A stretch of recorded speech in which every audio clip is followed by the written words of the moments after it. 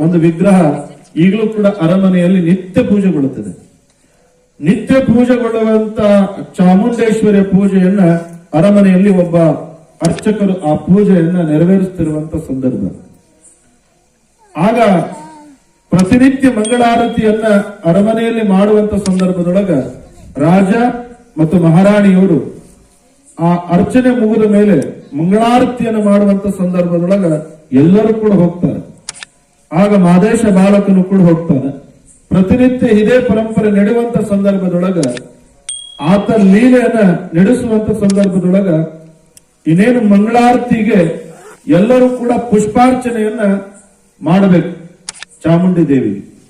ಆಗ ಎಲ್ಲರ ಕೈಯೊಳಗ ಪುಷ್ಪಗಳನ್ನು ಕೊಡ್ತಾರ. ಸಾಕ್ಷಾತ್ ಮಹಾರಾಜ ಮತ್ತು ಮಹಾರಾಣಿಯವರು ಪುಷ್ಪಗಳನ್ನ ತಮ್ಮ ಕರಹಸ್ತದಲ್ಲಿ ಇಟ್ಕೊಂಡಿರ್ತಾರೆ. ದೂರದಲ್ಲಿರುವಂತಹ ಮಹಾದೇವ ತಾತನವರು ಚಾಮುಂಡಿ ದೇವಿ ಮೂರ್ತಿಗೂ ಮಹಾದೇವ ತಾತನವರಿಗೂ ಸ್ವಲ್ಪ ದೂರ ಇರ್ತದೆ, ಮಹಾದೇವ ಶಿವಯೋಗಿಗೆ.